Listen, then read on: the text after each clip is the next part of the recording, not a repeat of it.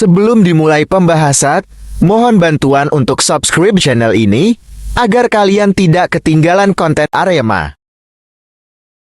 Tanpa Gustavo Almeida, Arema gagal mencetak gol ke gawang Persik Kediri.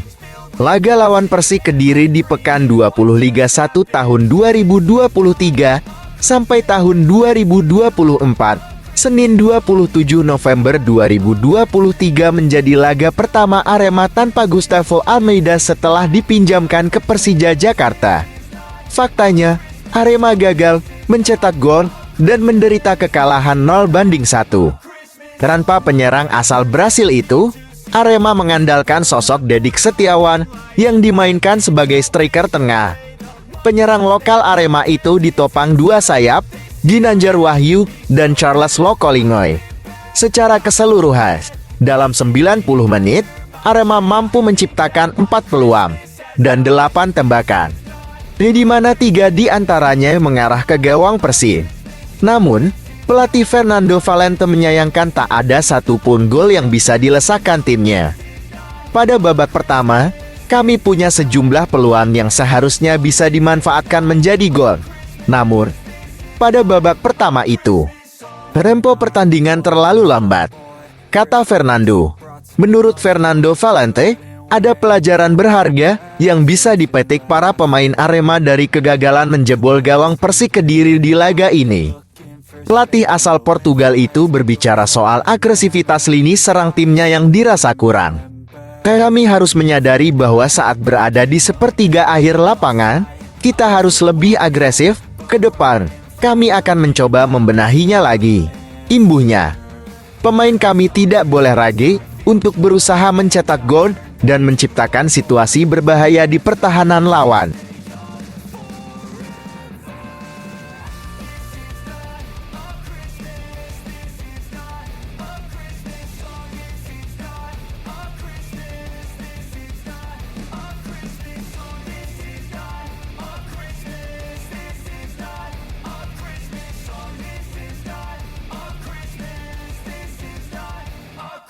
Debut dua pemain asing anyar Arema di laga lawan Persik Kediri di mata Fernando Valente. Fernando Valente bicara soal debut dua pemain asing anyar Arema di laga lawan Persik Kediri di pekan 20 Liga 1 tahun 2023 sampai tahun 2024, Senin 27 November 2023. Julian Guevara dan Gilbert Alvarez yang didatangkan Arema di bursa transfer pemain paruh musim dimainkan di laga tersebut. Keduanya bermain dengan durasi menit bermain yang berbeda. Guevara dipasang sebagai gelandang bertahan sejak menit awal dan tampil selama 90 menit. Pemain asal Kolombia itu bisa jadi tampil lebih lama lantaran bergabung lebih dulu 10 hari ketimbang Gilbert. Namun, satu kartu kuning di menit 53 sedikit menodai laga perdananya untuk Arema.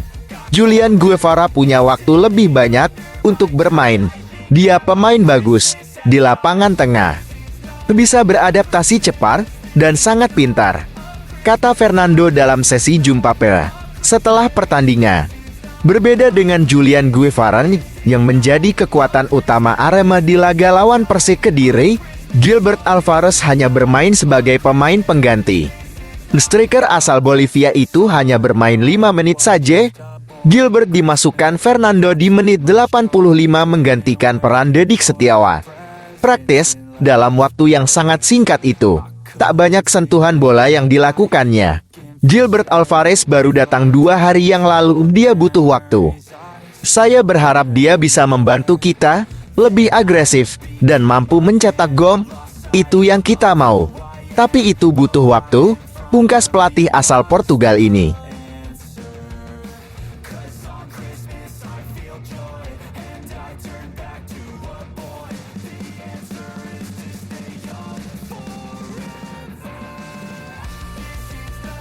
Reaksi Melau Arhan Fikri usai Arema ditaklukkan Persik Kediri di kandang. Reaksi Melau Arhan Fikri ditunjukkannya usai Arema ditaklukkan Persik Kediri di kandang, Senin 27 November 2023. Dalam laga pekan 20 Liga 1 tahun 2023 tahun 2024 itu, skuad Singoedan kalah tipis dengan skor 0-1. Berlaga di Stadion Kapten Iwayan Dipta, Gianyar, awalnya Arema masih bisa memaksakan hasil imbang 0-0, setidaknya hingga istirahat turun minum. Namun, pada paruh kedua, Anderson Chaniro melesakkan gol kemenangan Persib di menit 73. Arhan sendiri masuk di babak kedua menggantikan Ariel Lucero. Selama 15 menit berada di lapangan, pemilik jersey bernomor punggung 8 itu 2 kali dilanggar dan 4 kali mengopar. Hasil pertandingan ini tentu sangat disayangkan, karena ini bermain di laga kandang, tapi kita tidak bisa menghasilkan 3 poin, kata Arhan dalam sesi jumpa pers usai laga. Arhan Fikri mengaku mengambil pelajaran berharga dari kekalahan Arema saat bersua Persik Kediri. Pelajaran itu bakal dipakainya untuk bangkit di laga selanjutnya. Kita bisa menguasai permainan pada babak pertama dan kedua. Sayang kita mendapatkan kerugian karena kartu merah untuk Jayus Haryono di menit 49. Imbu pemain asal Serdang Bedagai itu, kita pasti akan belajar lagi. Dan mudah-mudahan ke depannya kita bisa meraih 3 poin, pungkasnya.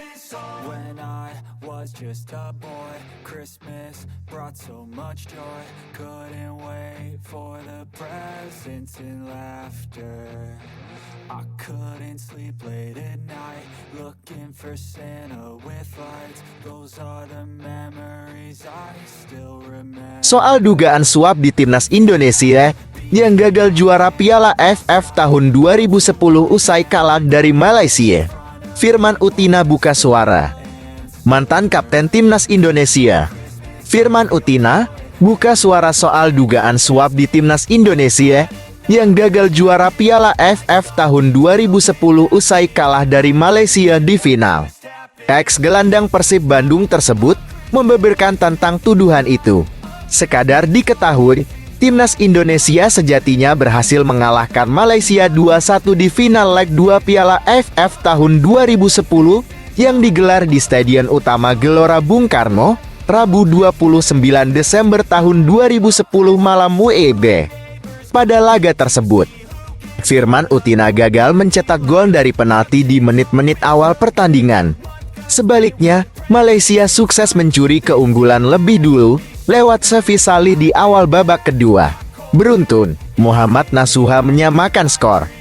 Sebelum tendangan Muhammad Ridwan menjebol gawang Hairul Fahmi yang membuat timnas Indonesia menang 2-1 atas Malaysia.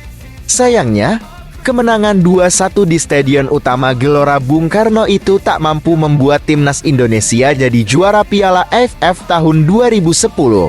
Pasalnya, skuad Garuda asuhan Alfred Riedel itu kalah agregat 2-4 dari Malaysia yang menang 3-0 di leg 1. Setelah gagal juara, timnas Indonesia dituduh mendapat suap, sehingga dinilai tidak menampilkan performa terbaiknya di final Piala AFF tahun 2010 itu, baru-baru ini. Firman Utina buka suara terkait tuduhan tersebut dan mengaku bahwa dirinya tidak tahu apa-apa mengenai dugaan suap yang beredar. Saya tendang penalti, enggak masuk, gagal. Saya herannya setelah itu gagal mengeksekusi penalti, banyak indikasi teror tuduhan sengaja enggak masuk. Saya diem saja, karena enggak mikir. Wah, jika ada indikasi dugaan berarti dulu pernah ada suap menyuap ya guys. Silahkan kasih komentar di kolom bawah.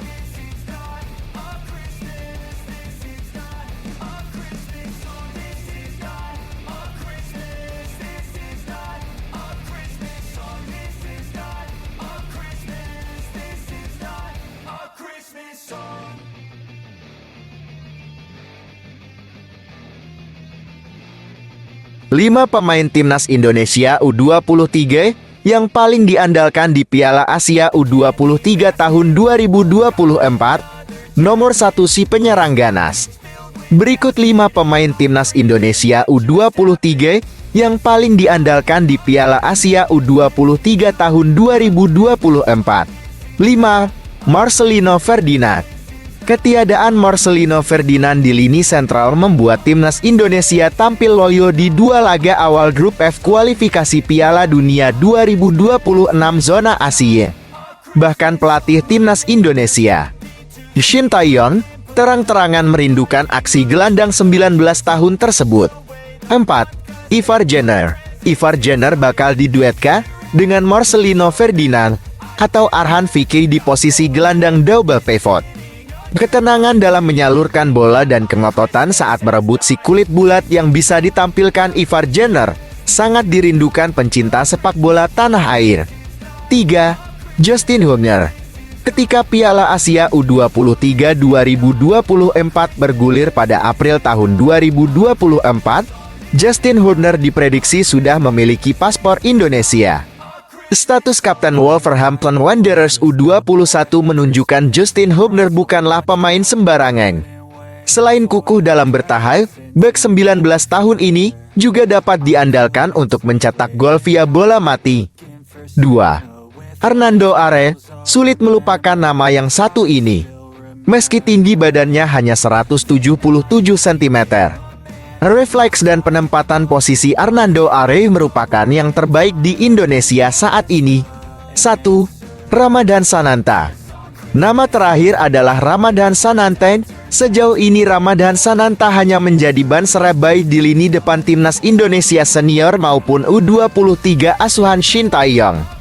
Jika tampil ganas di Liga 1 tahun 2023 sampai tahun 2024 dan sanggup meningkatkan kekuatan fisiknya, jangan heran jika Ramadhan Sananta menjadi penyerang andalan timnas Indonesia senior dan U23.